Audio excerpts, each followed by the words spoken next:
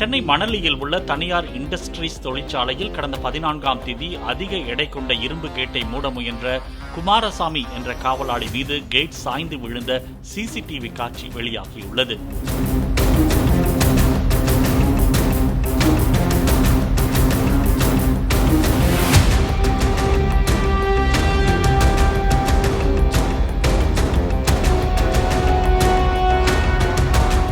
கால் மற்றும் இடுப்பு பகுதி நசுங்கி சென்னை ஸ்டான்லி அரசு மருத்துவமனையில் அனுமதிக்கப்பட்ட காவலாளி சிகிச்சை பலனின்றி திங்கட்கிழமை உயிரிழந்தார்.